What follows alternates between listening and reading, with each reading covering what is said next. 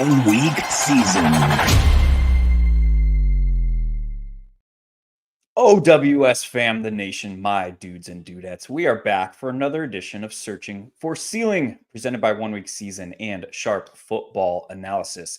Before we jump in to the Week 4 content, if Week 1 was the slate of uncertainty, and Week 2 was the slate of overconfidence, and Week 3 was the slate of massive injuries, Week 4 is the slate of trend. We are finally starting to get trends on these teams. We have the Rams giving up almost 430 yards of total offense per game. We have the Colts giving up 179 rushing yards per game. So we'll talk about some of those trends here with the great Rich Hribar. Rich, how are we today, dude?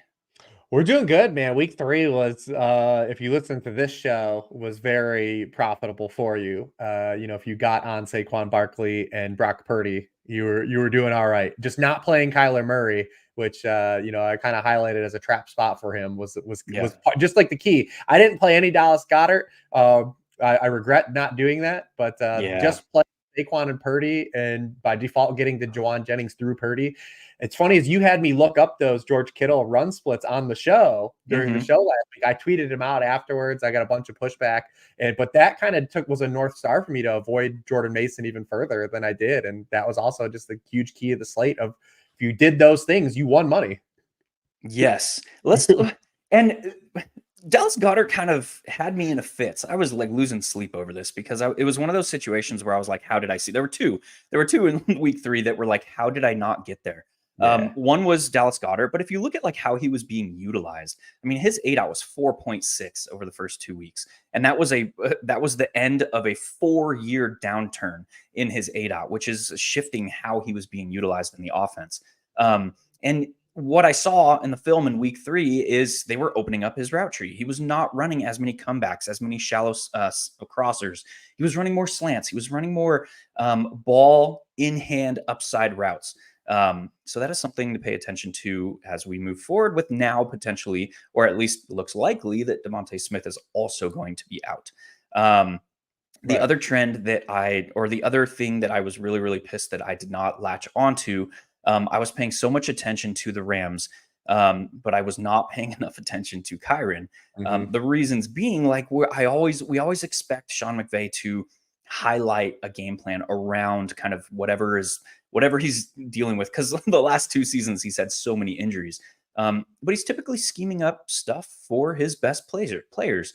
I thought that Jordan Whittington, based off of his second half usage in Week 2, was going to kind of step into the Cooper Kupp role. And it really didn't happen. They decided to run Tutu Atwell alongside Demarcus Robinson, and they decided to just, regardless of game flow and game script, emphasize Kyren Williams, and it ended up working out for him. But I missed that, and I was kind of pissed. Yeah, I wrote up the Rams game for this week, and I was like, sorry guys. I played a ton of Purdy and didn't even run back Kyren. Don't listen to the intro and think like I didn't make mistakes either. I definitely made mistakes that prevented me from binking, but I made enough good mistakes to get in the green. Okay. the mistakes. Good choice. Made a good choice. Yeah, good mistakes. Yeah, there was the mistake variance. I guess getting it right is also a good mistake. True, 100%. So there are very clearly some games that we need to talk about that we will get into later. But before we do that, I kind of want to highlight a couple of situations that one could be something that searching for ceiling. Let's dive into this. And two, the field probably isn't getting to. The first is these reports that are coming out of Chicago. We know DeAndre Swift is below 2 yards per carry. Khalil Herbert is below 2 yards per carry. But one of the things that we talked about in the intro is the Rams are giving up a lot of offense. They're allowing 177 yards per game on the ground, and the most yards per game of total offense in the league through 3 weeks. With this like Chicago backfield being the way that it is, we now have reports that, hey, we might give Roschon Johnson an extended look. Are you buying into that? What are you seeing from this spot, particularly, I guess, with Keenan Allen expected to come back? Yeah, I mean, it's just a belief in this offensive line, though, in this offensive system. There were a couple teams last week that, struggled to run the ball the opening 2 weeks, and they had some kind of cushy matchups. And you're like, all right, this I want to see how these teams can perform in these matchups. And both those teams, the Chicago Bears being one of them, the Las Vegas Raiders being another, failed those tests. Yes. Especially with DeForest Buckner out, for the Colts last week, was Mhm. out like a major red flag. So I don't know if I believe in this team running the ball with anybody. I don't know if they're going to be a successful running team. And if they're not going to be a successful running team, then against this Rams defense, which looks like it could be trending towards historically bad. Like Yes. it looks like we could be in like some uncharted territory here. Oddly enough, they're pretty decent actually at rushing the passer. Obviously both their two young pass rushers have played well, but Yeah. they are not defending the pass at all right now. They're not stopping anyone in the back end. So is this a spot where we can get the Caleb Williams, who has made steps forward every week? I would say there has been a progression with Caleb Williams through these 3 games. I don't think we're going to get 52 pass attempts again in this game, but I do think that opens up for Caleb Williams to have a good passing game. Trying to sort out the receivers, though, like if we're going to play Caleb, what do we do if Keenan Allen comes back? Because, we had Keenan Allen in week 1 have a high target per route rate, earn a lot of targets. Rome Odunze didn't. We saw Rome Odunze get like a lot of work. We saw DJ Moore kind of getting targets, but they're not kind of the targets we want. And then this Rams team, I don't know if this is going to be trendworthy or not because it's only 3 weeks, but through 2 of the 3 games, the secondary wide receivers have gone off. In week 1, it was Jamison Williams, while Amon-Ra St. Brown really didn't do a whole lot. And then last week, a lot of people played Brandon Ayuk, myself included, in these Purdy stacks with doubles, but it was Juwan Jennings who went off. Yeah. So is it like a thing where we're looking at maybe the ancillary receiver in these Rams matchups to kind of go nuts? But in week 2, it was Marv. So it's still one of these things we are looking at. Yeah, and week 2 it was Marv out of structure too, which It was could be something, could not be. Yeah, I don't know. I'm in this situation where pricing is a little bit tighter because there's a lot of guys that I want to play this week. We'll talk to those here when we get to these game environments that we're going to talk about. And Roshan is 4,100, so there might be an opportunity to take that gamble now before. They also did come out and say that Khalil Herbert is the goal line back. Yeah. Which is odd because how many chances are the roles should be inversed. Roshan actually has been better in short yardage, and like Khalil Herbert's like a splash play runner. Like in going back to college, he was an explosive back, and he's been that way in the NFL. It should be flipped where they're using Roshan as kind of the banger, and I mean, it's Shane Waldron. Yeah. I don't know what to tell you, man. It's Shane Waldron, and I think the thing that needs to come out there with saying it's Shane Waldron, like in jest, is like the route structure of his offense, the entirety structure of his offense is really, really bad, right? And it was bad last year with Seattle. So that's not a high confidence spot. This is we have a team playing a defense that could be historically levels bad. And we saw this like last season with the Rams, that they were able to overcome via scheme the relative lack of talent that they had on their defense because of a guy named Aaron Donald. And now you remove Aaron Donald from that picture, and we're kind of seeing they're largely unable to overcome kind of the talent deficiency. Let's let that discussion kind of take us right into a team that their defense is being able to overcome kind of a talent deficiency outside of one man named Budda Baker. And that's the Arizona Cardinals. Jonathan Gannon is a legitimate defensive mastermind type schemer type dude. This team is held their own against a good Lions defense or offense. They held their own against the Rams with Cooper Kupp healthy, at least for the first half. How are you seeing this spot that is going to get a lot of eyes in the Commanders and the Cardinals here? Yeah, this is going to be a real popular 4 p.m. kind of special. There's a game I actually like more than this game that we'll probably talk about as well. Me too. Yeah, but I mean, so my concern last week from the Cardinals and playing Cardinals and that game in general all correlated around our conversation about Drew Petzing being in a game environment where we didn't believe in their run game having success. And when the Cardinals don't have a successful run game, the offense from a passing stance just hasn't been creative under Drew Petzing enough to win in those situations. And that's kind of what happened. We knew they didn't run. We didn't expect them to run. And it became a kind of a problem for the offense in general. Like you said, though, the defense kind of held up enough, especially against the Lions team that is capable. So that kind of, I kind of noticed that as well. And it's like, all right, like, are they going to be a team maybe we can't pick on to the degree we want to? Because I do kind of have some questions about some of the Commanders pieces here. I don't have really any questions about, Jaden Daniels from what he's capable of from a fantasy stance. We actually have seen Jonathan Gannon blitz more than he did last year too. And, if he's going to blitz more, we've already seen like Jaden Daniels on pressures. When Jaden Daniels is pressured, he's scrambling 42% of the time. This was in his college profile too. Like this was 30% in college. Yeah, like he's running if he's pressured. It's the opposite what's happening with Anthony Richardson, who only has an 8% scramble rate when pressured. It's kind of been a problem for him if you've been playing him in DFS at all, or if you've got him in fantasy.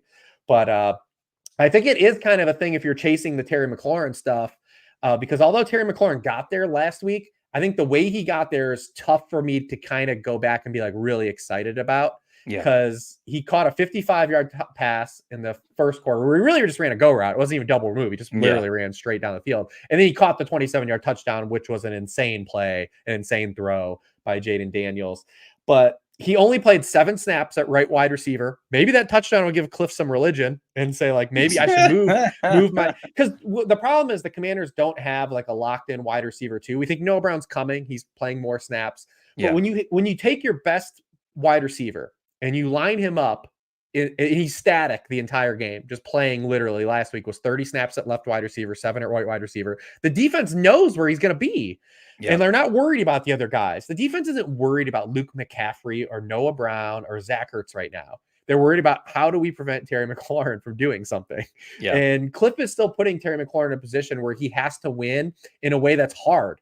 He's still like inherent. He's getting targets that inherently have a low volume. So if the field wants to glom on and just chase Terry McLaurin, I actually think I kind of want to avoid that. And if you look at the Arizona Cardinals, they've actually been really good preventing vertical plays this year. They've only allowed 3 receptions to wide receivers on throws 20 yards or further downfield. That's the only way Terry McLaurin's gotten there through 3 weeks through fantasy. So so I'm kind of thinking if I'm going to play Jaden Daniels, I either maybe want to do it naked, maybe take a shot on Noah Brown, or maybe outright just stack him with Brian Robinson now, because Brian Robinson and Cliff wasn't there last year. But when Antonio Gibson missed games last year, you look at Brian Robinson's receptions and you see a 7, you see an 8. You're like, oh, all right. And this is a team that's still going to run a lot of screens. The horizontal raid is going to do what they do. So I wonder if it's like you either play Jaden Daniels naked or you go through and you compare Jaden Daniels actually with Brian Robinson. Yeah, I'm kind of seeing this game environment in a similar light, I think, to you. You have to, I think, from the Cardinals side, you have to have a little bit of interest in Marvin Harrison, because the way that Drew Petzing, I don't want to like mince my words here, but the way that Drew Petzing's offense through the air is kind of structured, it requires a lot of the wide receiver to win on his own. The good thing in that spot is this is a pass defense where a wide receiver can win on his own. And I'm not seeing a ton of ownership expected on Marvin Harrison. That's probably a function of pricing being a little bit tighter now. We don't have, that's why I kind of wanted to talk through the Roschon Johnson, is like, we don't have like value that's going to project well on the slate. So I'm interested in Marvin. And I think my favorite way to kind of approach this spot is either playing Marvin like alone from this game environment or bringing him back with a skinny correlation with Brian Robinson. Like you said, like, and throughout Brian Robinson's 2 years in the league, he's shown a tendency, like you mentioned the pass work. He's also shown a tendency to see 22, 25 running back opportunities when the secondary option is not available. So this spot, because Austin Eckler has already been ruled out, he has the upside for 25 plus running back opportunities. So if you're talking 6, 7 of those being through the air, there's definite upside in a PPR format like on DraftKings. So yeah, one guy in this game too, not to overlook. We can bring up some of the ancillary guys because we could talk about the McBride thing being out, yeah. James Conner, it looks like an awesome play in this game. Not only as like a leverage versus Kyler, but he's in like an inherent bring back if you're playing Jaden Daniels too, right? Like you have that. You look at because Washington's an equal opportunity defense. Like Yes. this is you can attack this on whatever You you want some want. yardage? You get some And Connor yardage. was so bad last week, but it was in a spot we expected him to be bad. I Yeah. mean, so like I hopefully people look at that box score and they're like, oh, I can't have a guy that has 25 yards. I can't have that in my range of outcomes. But you look Yeah. at last on Monday night, the Bengals running backs 166 combined yards and a touchdown against Washington. Devin Singletary 95 yards and a touchdown in week 2. The Tampa Bay running backs in week 1 had 182 yards, which we might not see again. Yeah, it might be a season high for the Tampa Bay back. So James Yeah. Conner is definitely a guy I have bookmarked in this game. I think he has multiple touchdown upside, I think, in this game. Yeah, and I think that's really what it's going to come down to is where the touchdown's flowing. Yeah. Because we don't expect really the Cardinals to fail here. I mean, they have the highest Vegas applied team total on the slate, 26.75. So it's really where these touchdowns coming from. And with, I mean, the secondary options now with Trey McBride out are like Michael Wilson and Greg Dortch, and Greg Dortch is seeing 55 to 60% of the offensive snaps. So it's like, if they're scoring, if we don't expect them to fail, where are the touchdowns? So I think we need to account for that somewhere. You mentioned the two pieces that I will be doing so. Are you interested in any of the dudes that are filling in for Trey McBride? I know you know, obviously you're a president of the Greg Dortch fan club. Yes. Is there anything? Because you talked about it. At running back, we don't have the guys. 2 weeks ago, we had Charbonnet and Jordan Mason. Last week, we had Cam Akers, and he wasn't good, but he unlocked a lot, and he got a touchdown. We don't have that guy this week. Like you said, Roschon's probably the closest thing objectively that we have to it. So are we paying? We're probably going to, on DraftKings at least, have to pay down for a wide receiver, one of them at least. So, like, are you interested? Like, where are you going? Is it a Dortch? Is it a Michael Wilson? Is it Xavier Legette? Like, is it Elijah Higgins? You're just punting at tight end. Yeah, I think I still have a lot to get through as far as the structure of the slate, which will come out in the end around and the slate podcast tomorrow morning at 1 week season. Because I expect, because we don't have a ton of pay up tight end options, there's really we're really limited because I mean there's Travis Kelce and that's really it, like for pay up options at tight end. So I expect the field to kind of be looking into this value range at tight end, which makes me like a guy like Elijah Higgins less. Yeah. Especially considering the structure of the slate right now. Where and tight ends have been so bad to open the year that I think people are just saying whatever. Yeah. I mean, there's Brock Bowers, Travis Kelce, and Dallas Goedert of tight ends that are priced 5,100 or above. Trey McBride is out. George Kittle is questionable, potentially could be out again. TJ Hawkinson is on injured reserve. David Njoku is out. So it's like, when I see that, I expect the field on a slate where there's not a lot of value available that's going to project well. I expect the field to kind of go to tight end to get some of that value. So that makes me like those plays a little bit less. It's a good shout. Yeah, that makes me like Dallas Goedert a little bit more. So yeah, I don't know.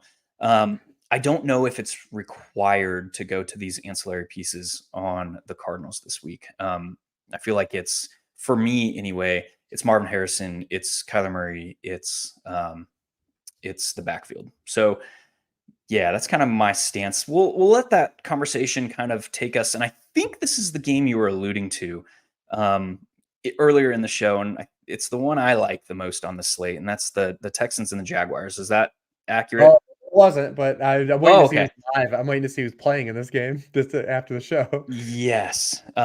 Friday's injury report is going to be huge for the Texans. I do like this game environment for the Texan side for sure. All right, so I'll talk about this one, and then I'll throw it over to you to bring up your game environment. Right now, the Jaguars are leading the league by a lot, by like 20% more in man coverage than any other team. When you get man coverage, and hopefully Nico Collins, like, please play. Yeah, this is the one. Yeah. Yes, Tank Dell's already been ruled out. Both top two backs are ruled out. You have a team playing like 63% man coverage, and they He came out in the week 1 and played 73% man coverage against the freaking Dolphins, where it's like, you don't play man coverage against the Dolphins. You don't play man coverage against Patrick Mahomes. You don't play man coverage against CJ Stroud. Like, these are 3 kind of defensive philosophical truths right now in the league. But the Jaguars don't care. And they kind of like did okay at holding down Tyreek Hill until the 80-yard touchdown that he had. But if Nico Collins plays, if we know that the backfield is a mess, we know that Cam Akers is not really it. We have a Jaguars defense playing extreme rates of man coverage. We have Jaguars defense that is a pass funnel unit. Nico Collins, man, pops to me as the top point per dollar play. And I haven't even looked at projections. I haven't looked at ownership yet. But he pops to me as like, I expect this guy to be one of the top point per dollar plays on the slate. He's got the Q tag. We don't expect the field to be playing him. So yeah, this is I hope he plays. If he doesn't, like, I'm just firing up Stephon Diggs.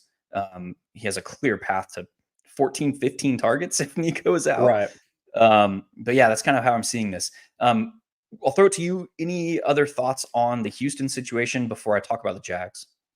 No, I mean, like you said, Collins has been targeted 42% of the time of his routes against man coverage, almost a little under 4.5 yards per route. He actually has more targets and yards than both Stephon Diggs and Tank Dell against man coverage this year to open the year. Jaguars have been giving it up to outside receivers. Any interest? I don't want to, I guess it'd be more of a hypothetical, but if Nico Collins is held out, does Dalton Schultz enter your tight end equation at all? I think he has to be. Because last year we saw, like, when one of the guys was out, because Dell and Collins, like, they had sections where they each missed time, and then Schultz got a lift. And if we're just down to Stephon Diggs and John Mechie and Robert Woods, does Dalton Schultz then enter the conversation? I think he has to. And I think the way that I will approach that situation in single entry is I'll play both Stephon Diggs and Dalton Schultz and just get access to Stroud. Like 20 play. Yeah. Or without, honestly. Without. Yeah, you could do both. Stroud is a guy that he has only 2 career games over 25 fantasy points on DraftKings. Yeah. So yes, the upside is there. But if a guy like Nico Collins, who is the splash play guy in this offense, like Stephon Diggs is running a high percentage of his routes in the middle of the route tree. So he's not a guy that and even in this stage of his career is not a huge yak guy. So that if Nico is out, I would be less interested in playing Stroud. If Nico is in, I like Stroud paired with Nico. That's kind of how I'm seeing that situation. Anything else to add there? No, I mean, we seen last week that Woods is Dell's backup, but I assume Mechie is Nico's backup. So yeah, if that situation were to play out, we would see more Mechie and then Woods and 3 wide receiver stuff. Okay. I concur with that. Let's talk quickly about the other side of this spot, because I think it's there is some very, very hidden searching for ceiling-esque upside here to be had with the Jags. Quick backstory. We know this team, the Jaguars, are 0-3. We know Trevor Lawrence is not playing the best football right now. Trevor Lawrence has the second deepest average intended air yards per pass attempt, behind only Anthony Richardson.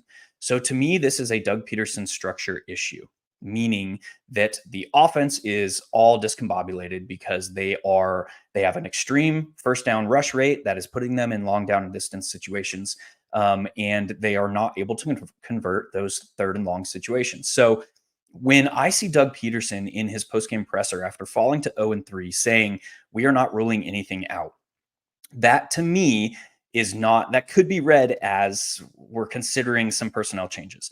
I don't think that's the case here. I think that he is more or less talking to himself, saying that something needs to change offensively. Is that we lower not having Press Taylor call plays? Yes, not having Press Taylor call plays, not playing Parker Washington at 30% snap rate. Like, let's simplify things a little bit here. So to me, that is more likely the outcome, is Doug Peterson potentially is taking offensive play calling duties. That is simplifying things for Trevor Lawrence, who is missing throws high, throwing crazy picks. And if that's the case, that immediately brings me to Christian Kirk. And so I started digging into Christian Kirk and the matchup and the schematical elements of the spot. The Houston Texans are leading the league in cover 4 quarters utilization right now, 27.9%. You look at what Christian Kirk did against quarters last season, second in the league in fantasy points per route run against cover 4 quarters, behind only Jalen Waddle. Also, the Texans play a ton of cover 3 last season against cover 3. It was the Evan Ingram and Calvin Ridley show. And Calvin Ridley is no longer in town. Evan Ingram is out. So when you get this schematical matchup, to me, considering all the changes that we expect are coming in Jacksonville, this is where even it sounds weird to say, but like week 4, you're starting to get a little element of desperation. Look at the Bengals. Look at the Jaguars. These are teams that had playoff aspirations coming into the season. They are now 0-3. So all of these things are kind of coming together where Christian Kirk with Evan Ingram out in a schematical matchup that is an expected boost to his production. And I have to mention in this discussion that the Texans have only filtered the second fewest targets to slot wide receivers so far this season. To me, that is extreme noise because they played the Bears without Keenan Allen, they played the Colts without Josh Downs, and they played the Vikings without TJ Hawkinson, who is their primary guy running out of the slot. So that is more noise to me than a trend, because you look at the trends of DeMeco Ryans' defenses go all the way back to his San Francisco days. His San Francisco defense in 2022 allowed the 7th most yards to slot wide receivers. In his defense last year in Houston allowed the 9th most yards to slot wide receivers. So all of this kind of comes together. Like Christian Kirk is priced at 5,200. Sign me up, man. I love this spot for him. Anything to add there for him or the Jags? Yeah, I don't even think I think it's an okay spot for Brian Thomas Jr. too, who leads the team in target rate against all zone coverage. So like he's I think in play because he's a splash play guy. The Jaguars in general, and there are some sharp people. I know some sharp betting groups are actually on the Jaguars this week, which I initially thought like because on the surface you're like, oh, they've been awful. But then you look at it and they're generating actually their top 5 in explosive plays on offense. What is hurting them is they're not doing anything. They have no easy buttons right now. They're not doing anything. They're just living on splash plays, and they have no down to down consistency. And as a result, they don't have drive to drive consistency. Right now, Trevor Lawrence has completed a league low 60% of his passes under 10 yards downfield. The league average on those throws is 75%. So like we got to get more of an incorporation of doing the easy things on offense. And then this thing can come together because they're creating explosives. They are creating them. So we got to find that marriage, in the offense. And then I think once we do that, we'll see this offense be able to score some points, generate points, and do some things. So there is an opportunity here. Like I said, I did notice that there were some people on the Jaguar side, and I was like, "Ooh, all right. What do you see?" So it's like maybe this has a chance to be a little better, and then pending the absences of who's in or out for the Houston Texans, we can get there and maybe have a little shootout. Yes, sir. So that's the environment that I really like. Talk to me about yours, man. Yeah, I mean, I like Panthers-Bengals a lot. Okay. That's the game I like the most, and I like it because it just has everything. I don't think either defense is very good, and I like the way the guys stagger from a price point perspective versus that Commanders-Cardinals game. Right, Yeah. like the Commanders game, like both quarterbacks are top heavy. You're paying for both. Marv is expensive. Obviously, Chase is expensive if you're paying for Chase. But I like the way the prices kind of layer out because you have Chase, but then you have Deontay Johnson. And then you have, if you want to play the Burrow side, that's expensive. If you can play Andy Dalton, then we kind of have 2 value running backs in Chuba Hubbard and Zach Moss. We have a potential pay down guy that can create explosives in Xavier Legette. Because the difference between, I think, Xavier Legette versus either Cardinals guy is Legette can turn, an 8-yard pass into a 40-yard gain. And I don't think either Cardinal guy really has that in their repertoire. It's more volume. Like you need more volume for Dortch and Michael Wilson to get there. But Legette could get there on 3 or 4 targets and have a big game. So this game to me, I think just seeing the one game of competence from Andy Dalton, and I'm not expecting that to be the run out. But in this particular matchup, I think what Dave Canales and Andy Dalton do last week is translatable to this game. So he was the quickest quarterback in time to throw last week, 2.01 seconds per throw. The Cincinnati Bengals outside of Trey Hendrickson, have no other pass rusher. No. And when they have not pressured the opposing quarterback, they are allowing an 82.1% completion rate. That's 30th in the NFL. And they're allowing 8.2 yards per pass attempt. That's 25th in the NFL. If they're not able to pressure Andy Dalton and the ball's coming out hot, like I expect what he did. I'm not expecting 9 yards per pass attempt and 3 passing touchdowns here, but I'm expecting from a structure stance, a lot of what he did last week to be translatable into this particular matchup. So I think it's another heavy Deontay Johnson's going to be heavily owned, like at his price point on both sites. But like I said, you got guys like I think from a combination from because I like to fire in like the 222 and the 444. Like I like to play these low field onslaught games.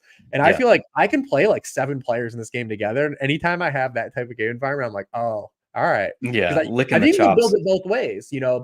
Burrow plus Higgins plus Chase is probably boxed out, but you can do Burrow plus Chase plus Carolina guys and still have salary. So throwing a little Yoshivas. Yeah, because the way Yoshivas gets his targets, you can take bets on him because he is an end zone target guy. Yeah. And it actually was nice on Monday too. Yoshivas actually had a little more diverse route tree than he had the first 2 games. It was nice to see him. He had a real nice sideline catch in that game. That was a dot by Burrow. So I like this game. I think both passing games are going to be really successful. And I actually think both teams are going to run the ball in this game. Yeah. Particularly with Yoshibas, I think his route structure changed because of the return of T. Higgins. Yeah, Higgins. They were able to use him how they wanted to use him. Because Irwin was inactive. Yeah. Yep. You mentioned the Trey Hendrickson stuff. Trey Hendrickson has not practiced yet this week with an illness, but BJ Hill and Sheldon Rankins, their 2 starting defensive tackles, have not practiced, and they both missed the team's week 3 game as well. BJ Hill is a hamstring. Sheldon Rankins, actually, they both have a hamstring. So I'd expect at least 2 of the 4 starting defensive linemen, potentially Trey Hendrickson, depending on what illness. I mean, he hasn't practiced 2 days in a row with an illness. I don't know what kind of illness does that, but this spot is very, very interesting. We need to, and it's an early game, so if it fails, you know what you got to do. Yeah. Pivot time. Late swap ability, baby. I love these early, and that's the Texans game too. If you're going to go attack that game, I love the early onslaughts because if it fails, you know it's very clear. And yes, but if you hit, you can also then start to give away some chalk later. Like, yeah, that's true. And hold on. The chalk from the late slate is coming from that Arizona and Washington game. We're not expecting a lot of ownership. San Francisco is going to buy some. But the other games are Mason. I think Mason will still be popular. Yeah.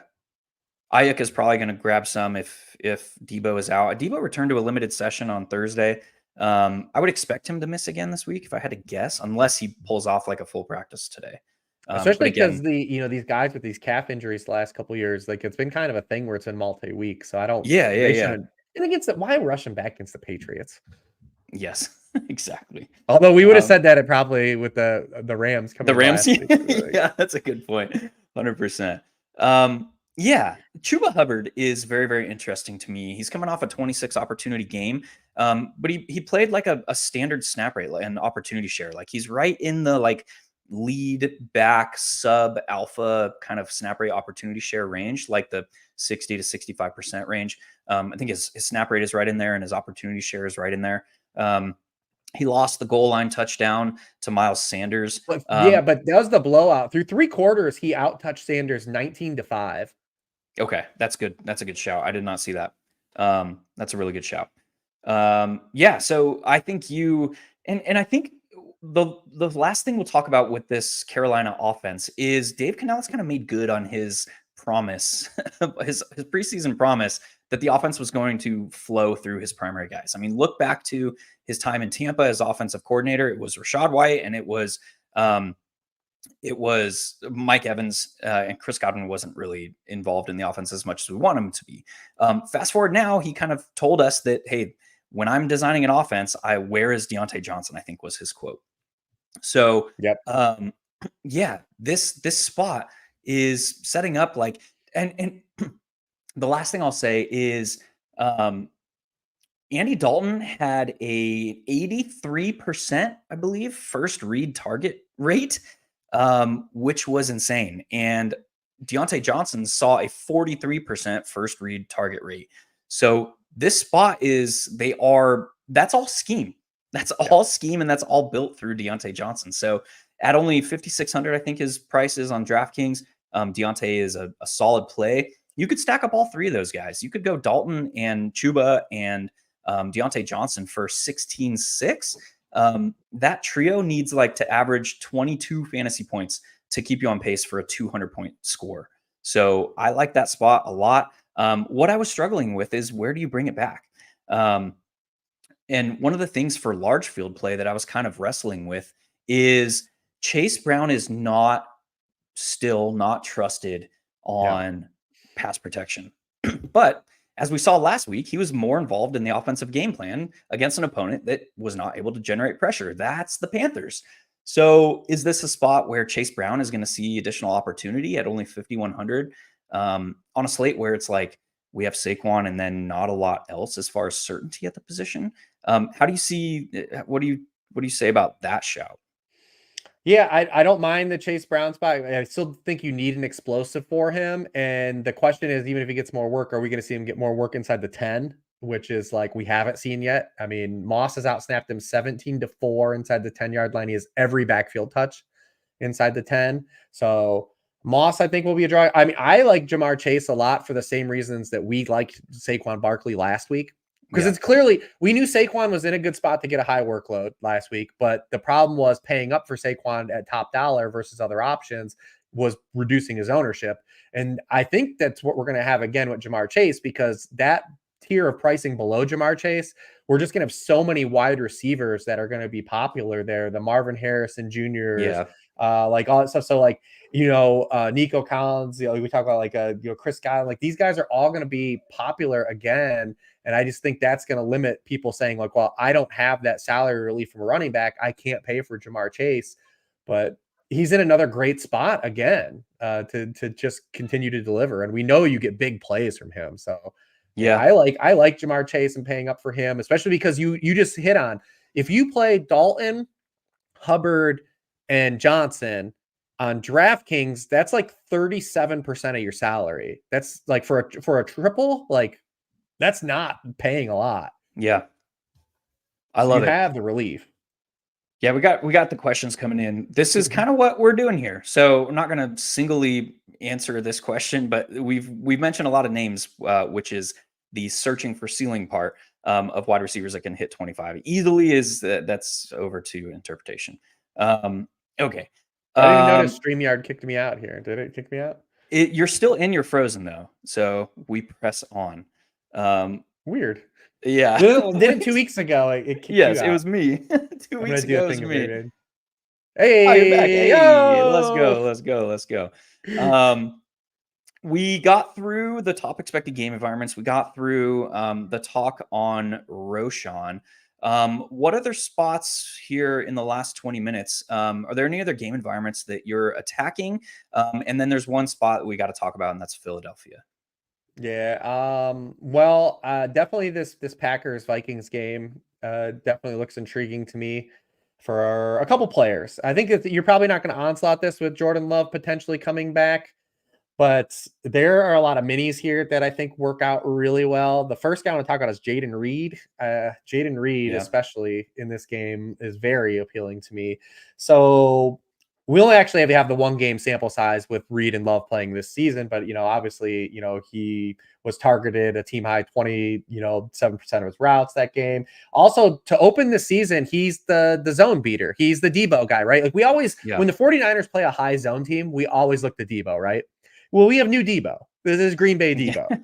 And he's been, 27% of his routes against zone coverage. Obviously, Minnesota, we talk all the time. They give you a lot of exotics, but they play a lot of zone behind it because they're blitzing with DBs usually. Yeah. Well, when you go back to last year when these teams played, Reed was targeted on 30% of his routes when they played the Vikings against zone compared to 14% against man coverage. Like he has these types of splits.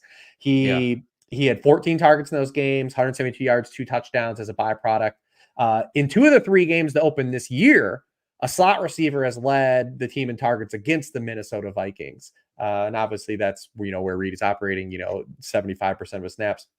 So if we're going to get Jordan Love in this game, Jaden Reed to me, especially where you have clear minis where you can do Justin Jefferson or Aaron Jones. I know you don't want to see Aaron Jones jump into Dude, do I the was gonna Lambeau say. leap, but he's in a great matchup. But like I love Yeah. that Aaron Jones and Jaden Reed as a mini to me is one of my favorites. Yeah, and Aaron Jones there's obviously a lot going on behind the scenes with Aaron Jones. This is the first game back in Green Bay after playing the first 7 years of his career there. And then what was hilarious to me was him trying to do a Lambeau leap on the road in at the Giants in week 1. He scores and he goes immediately to the crowd and he jumps into like the hands of Giants fans. I was like, bro, you got to wait for week 4 for that shit. But no, that was kind of just funny to me. Yeah, no, I can't agree more. Aaron Jones is another back that is in that like kind of Chuba Hubbard-esque role that we talked about, as in like better than 1A, but worse than like alpha and workhorse range, 60 to 65%. But there is in multiple different variations of this game environment, there is a path to 22, 25 opportunities there. There's a question here. Can we build a lineup? That's not exactly what we do. If you are interested in seeing lineups being built, go to the 1 Week Season YouTube channel, and you're going to get rosters built all 5 days of the week. Monday is Showdown, Tuesday and Thursday and Friday are DraftKings, and then Wednesday is FanDuel. So you can check those out there. Yeah, that's a good shout on Jaden Reed. I hadn't really thought a lot about this. One of the most intriguing, I think, aspects of this matchup is from a real football perspective and from like a fan's perspective is the chess match that's going to be going on between Matt LaFleur and Brian Flores. Oh yeah. These two guys are legit like elite. Like Matt LaFleur is I'm a little bit biased. You can see behind me. But Matt LaFleur is probably the top offensive mind right now in the league, as in what we've seen over the first 3 weeks. And Brian Flores is probably the top defensive mind in the league right now, based on what we've seen in the first 3 weeks. So like this chess match is going to be an all-timer from a fan's perspective. And he's got 2 weeks in a row against this coaching tree. Yeah, that's true. Yeah. Bobby Slowick last week. Yeah, Bobby Slowick and then Kyle, in week 2, we're on a first name basis, me and Kyle. Yeah. Old Kyle, man. Yes. They're asking for flag plants, man. We're giving you a bunch. Nico, if active. We got Christian Kirk, if active. The Carolina Panthers. We mentioned I got one more gross, ugly spot too. No, you got to save that, man. That is our out of the show. At the end, yeah. Yeah, that's our out of the show. Because I ask you every week, man. Give me the gross one, man. I got a gross one. I do have a gross one this week. All right. Well, we'll save that. Let's talk about these Eagles, man. AJ Brown, hamstring. He's missed 2 games. Typically, the recovery window for a hamstring we see given is 2 to 6 weeks. For a wide receiver, typically what we see is for a hamstring, because these guys are going from stationary to full out dead ass sprint 30 to 40 times a game, depending on how many routes they're running. Hamstrings are a bigger deal for wide receivers than other positions on the field. So typically we see wide receivers are on the longer end of that recovery window. Look at Justin Jefferson last year, missed 7 games. Look at Cooper Kupp, missed the first 4 games. So I would expect AJ Brown to miss this week. And then Devontae Smith, man. Yeah, Devontae Smith, man. That was, first of all, that shouldn't have happened.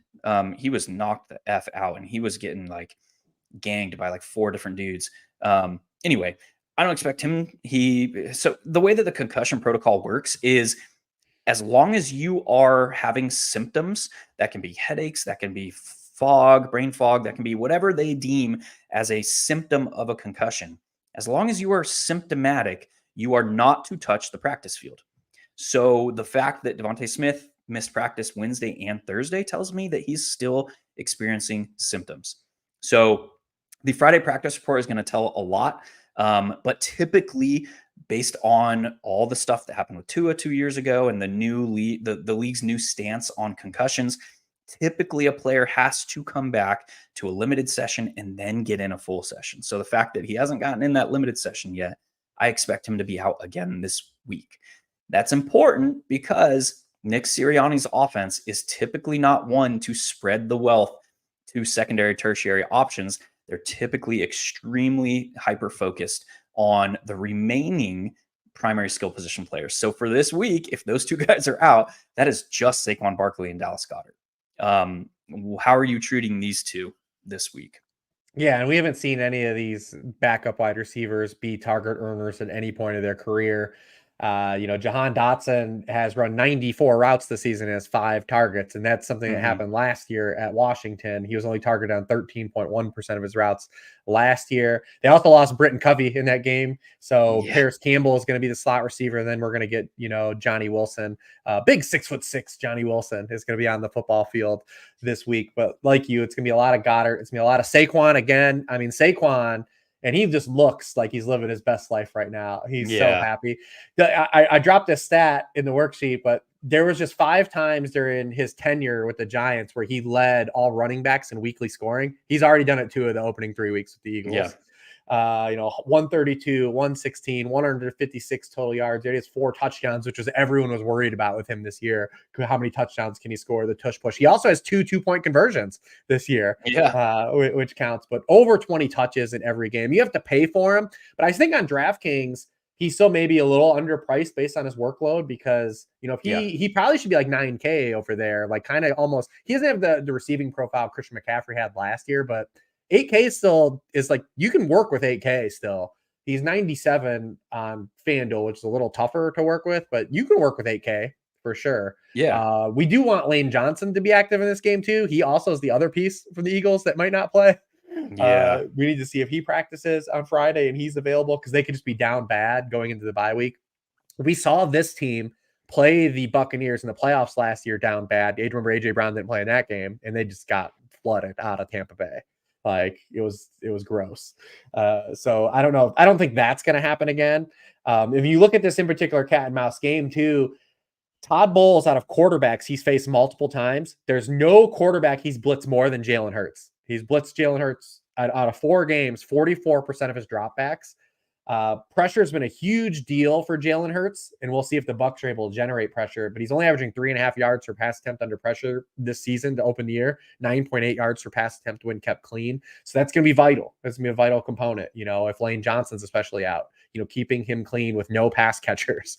I can see the argument for playing Goddard on DraftKings at 5.8. That I can see because you're getting full PPR points. I think the volume is going to be there. We have a very small sample. He's only run 26 routes with both AJ Brown and Devontae Smith off the field since they've acquired AJ Brown. 5 yards per out run on that very small sample. We like that. But he's 7,500 on FanDuel, and I know we don't dip into FanDuel very often. I can't pay that. Nico Collins is 7,700. Like I'm not paying 7,500 for Dallas Goedert. I'm just not on principle. I'm just not. You can't make me. You can't make me. There's too many wide receivers in that price. Like I can't. I'll play Rashee Rice. Like I just play Rashee Rice. Yeah. Like why would I do that? So on DraftKings, I think you can make an argument like you did earlier for paying up for Goddard if the field's going to pay down. But FanDuel gave you no option to. Yeah, I like that shout a good bit.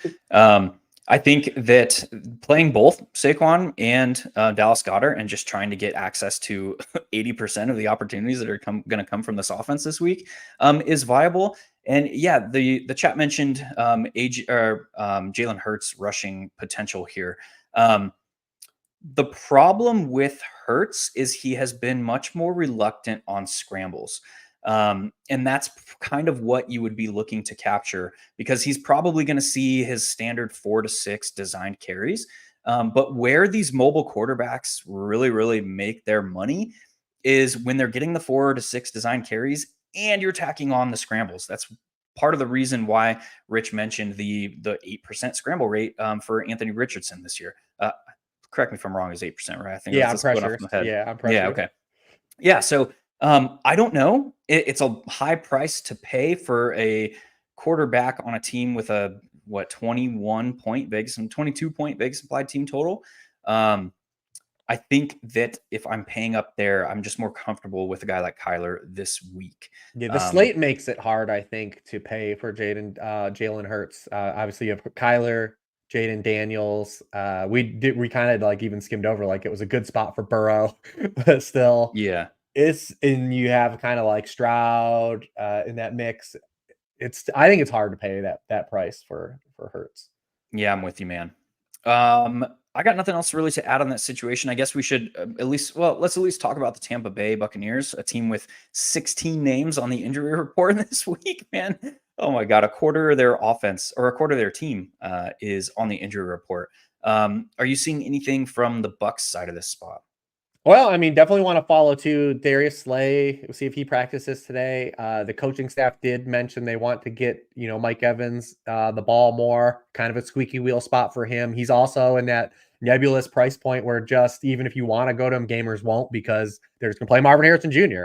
They're just going to do those things. So like Evans is a guy I'm at least going to have in my player pool for sure. The problem is it's another great matchup for Chris Godwin. And that's what, because Mike Evans the past 2 weeks has run into kind of bad matchups for outside wide receivers anyways. And it's funneled some stuff, but we know this offense, Liam Cohen's offense, we know where Liam Cohen comes from, the McVay tree. He's playing that Godwin's literally playing that same Cooper Kupp role. Like he's getting like screens, like quick hitters, like all these freebies. And for fantasy football, that matters. Like we care about those, like that access. I mean, he's back to running 65% of his routes in the slot. Right now, the Eagles have been worse against slot receivers than outside receivers. You saw this with Olave and Shaheed last week. Olave did his work inside last week. But if Slay's out, then I'm still going to be going to Mike Evans still too. But it's just another real good spot for Chris Godwin. And he isn't like fully gotten the price hike that probably he's warranted in the role he has. I think we're probably looking at a season where he's easily going to clear 100 receptions, like without a doubt. Yeah, he was I think my highest it's my second highest owned wide receiver next to Cooper Kupp in best ball. Cooper Kupp was first. That's the bummer is it still like I want to use it for leverage of playing Mike Evans, and I do want to play Mike Evans. So maybe we do doubles. I don't know I just don't know if I get to Baker. Yeah, what's up, Todd, man? Thanks for tuning in, dude. But Mike Evans is a guy I'm at least interested in. Yes. Darius Slay on that note practiced in full both practices this week thus far. So I'd expect him to play. All right, man. We got 8 minutes left. We got to get to your gross vomit-inducing plays of the week. So lay it on us here, man. And there are three guys in the same offense. It's the Pittsburgh Steelers offense. Obviously we've got Justin Fields. So first the top-down thesis is every team that's played the Colts has run the most offensive plays they've run in a game so far this season. The Colts are in a hurry to get nowhere on offense because of the inconsistencies Anthony Richardson has had. Also, I don't know if they're gonna be able to get explosives on the run game this week like they have in the last 2 weeks, but they might be just a team that can because of the structure of their offense and how good Jonathan Taylor is. But from a play perspective, I'm expecting the Pittsburgh Steelers run the most offensive plays again for another team. And that does that mean a lot with Arthur Smith? Maybe not, but I don't know if you're going to push Justin Fields in, but Justin Fields becomes interesting if they're going to run a lot of plays. Arthur Smith has put Justin Fields on the same game plan that Daniel Jones was on 2 years ago when Brian Daboll took over the Giants. If everyone remembers that, like they basically have just asked Justin Fields not to F it up. Yeah, like his air yards, he's averaging a career low 6 yards per air yards per attempt. His yards per completion are lowest. Like, don't turn the ball over, make easy reads, and then run if you want. Like that's what they did. That was like the Daniel Jones plan. But I actually do think this is a very interesting spot for George Pickens, especially where he's priced very near a guy like Terry McLaurin, who we kind of talked about, like maybe not being a guy we want to go heavily with the field on. So we know Gus Bradley, what he does, right? Cover 3, baby. He's our cover 3 guy. Not much of anything. Yeah.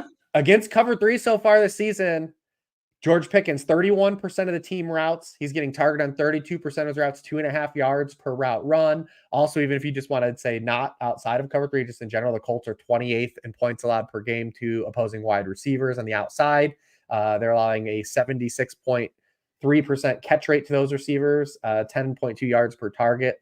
He definitely gets a bump. And then also on this particular slate, I think Pat Freiermuth becomes in play too, where he's priced on both sides. He also gets a bump against cover 3 with 20% of the team targets. We saw the Colts allow 10 catches to Cole Kmet last week. So I think the Steelers passing game in particular becomes an intriguing target for me this week. So I'm actually on the other side. I'm pretty interested in Najee Harris here. And the Colts given up 179 yards rushing per game. Najee Harris with Jalen Warren out. Well, okay, he's not out. He has not participated in He's practice not gonna Wednesday play. or Thursday. I don't expect him to play. He legitimately got pulled by his head coach in week Mhm. 3. He was like, he's not running right. Let's get him out. And they did. So that doesn't necessarily mean Najee Harris is going to step into like a clear path for 30 running back opportunities because Cordero Patterson is there. He's going to see his 7, He 8, could. 9 looks. But he could see 30 opportunities if the Steelers run 70 offensive plays, which And they he had might. 23 last week. So Yes. It's like I think it was in the OWS Discord. If you're looking for a sharp group of people to talk football with, going over to OWS Discord, there is a link at oneweekseason.com. But I think it was somebody in the OWS Discord that phrased it like the Steelers want to control the football and through time of possession, and the Colts are allergic to holding the football. So like this is kind of how this game is setting up. Like we could see the Steelers run 65, 70 offensive plays, which is way over your average. In a spot where like the Colts are averaging like 23 minutes time of possession or some shit like that.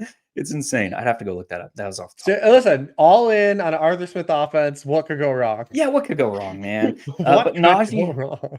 Najee Harris is a very, very sharp play this week at only 5,600. I like that shout on the pass game though. That is very, very interesting. Are you playing? I gotta get you out the door here because we got Yeah. 5 minutes. Are you playing Travis Kelce this week? I'm not. On film, to me, it looks like Rashee Rice is running a lot of the routes and asked to do a lot of the stuff that Kelce had been over the past, I guess, a year and a half ago before Rashee Rice really came on in the middle of the season last year. So I guess over the last like 3/4 of season's worth of games, Rashee Rice is kind of being asked to do the stuff that Travis Kelce used to be in this offense. So Rashee Rice, great play. Travis Kelce, even on a slate as ugly as this one at tight end, I don't think I'm going to get there. I just really don't. And like, that's also like this offense is not attacking downfield. They're still kind of playing this dink and dunk game, even with Xavier Worthy's speed. So like, I don't know, man. Like they're just, I want to just chase the volume for the Chiefs for the time being, I think. And that just leads me to Rashee Rice or really nobody else with Yeah, Pacheco out. it's probably gonna be a gross game if all these Chargers are out. Yeah. The Yeah. Chiefs sleepwalked like a 24-3 win. Yeah, exactly. And the Chiefs are no longer like pushing the envelope on their own. They're plenty fine winning 17-3 if that's what the situation calls for. Yeah. So that's kind of my I had to situation. ask because he's the cheapest I think he's ever been on DraftKings. Yeah. And until the playoffs, that's probably fine. Until the playoffs, like, yeah, I don't think I can get there. I'll drop one left, one out the door, and that's the Saints. We saw them destroy the league, take the league by storm over the first 2 weeks, and then they kind of fall flat against Vic Fangio, which makes a lot of sense. Vic Fangio is probably one of the top 5 defensive minds in the league right now. So you get an Atlanta Falcons team that is they play a lot of single high, and that's kind of what we're looking for when we're talking about Clint Kubiak and his offense. Is like he is adept at manipulating that safety from single high. So Atlanta's in single high 60.7% of the time so far through 3 games. I think Rashid Shaheed, after dropping 2 touchdowns last week, is entirely in play. His price has come up to a point where he's going to need to catch a long one to pay off, but I think that is definitely on the table. What say you about these Saints? Yeah, I think also people came away with the wrong takeaway from the Saints last week. A lot of people are like, oh, everything just came back to earth, but they had their worst offensive performance. And what happened still? Chris Olave was a wide receiver 1. Alvin Kamara still had 26 touches. Like this is a concentrated offense. Like they still got there in the worst game. Obviously Shaheed was blanked, but he still had over a 20% target share. It's the first time in his career he's had over 20% of the team targets in 3 straight games. I actually think the takeaway was wrong. it's not like we want guys that when they fail, they can still get there because the ball's only going to these guys. So yeah, I'm actually interested in the. I think all the core pieces are still fine. I'm with you. We've had a lot of questions about defenses, so we'll go through that real quick. This isn't searching for defense, but no, I'm just kidding. The Jets up the top at 3,700. Yeah, that's what we should make that show next. Searching for defense. The Jets up top at 3,700 strike me against a rookie quarterback in his 4th NFL start. He's coming off a game, Bo Nix, where he looked good, but he's not really able to read an NFL defense, and that's going to be an issue against Robert Saleh and those Jets. And once you start getting into this mid-range, the Steelers at 3,300, we mentioned the struggles of the Indianapolis Colts offense. And then I'm going to keep playing the Vikings defense.